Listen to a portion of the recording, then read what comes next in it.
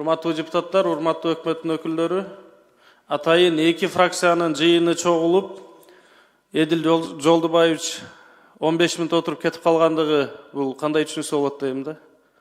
Эфирге барам дейби, интервью берем дейби, берде 30-дан ашык депутат чогулуп алып, берде жөлөк пул маселе турганда, социалдык маселелер республика боюнча орчундуу болуп атканда, депутаттарды сыйлабай, элди сыйлабай, мыйзамды сыйлабай кетип калган Эдил Жолдубаевич жоопко тартылабы?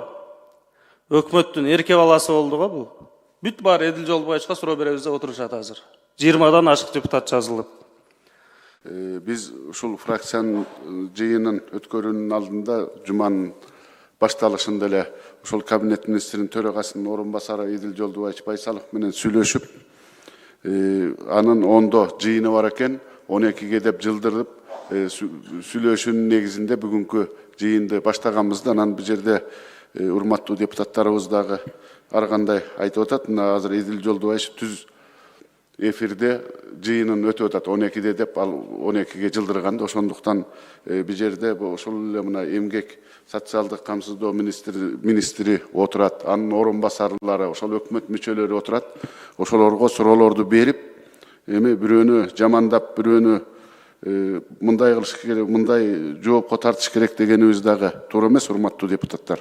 Баягы эми публикага ойногондо дагы ар бир нерсенин чеги болот да. Ошон үчүн Эдил Жолдубаевичке түздөн түз жеткирчи мына министрликтери ошол соцблокту ошол киши карайт. Бардыгы жеткирип, мындан кийин дагы жыйындарды өткөрүп же кабинетке чакырып, ошол жерде өзүбүздүн фракцияларды өтүп, топтор менен биргеликте иштерди алып барып, ошол мыйзамдарды жазсак деп ойлойм. Эми ар бир депутат эле биринчи болуп сүйлөгүсү келет экен, шашат экен.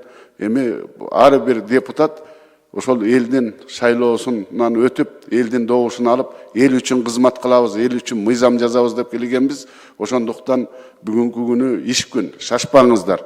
Ар бириңиздер суроо, жоопту алып, аягында ошол топтордун чечимин сунуштарыңыздарды берсеңиздер, чогуу чыгарып туруп, анан ишти аяктасак.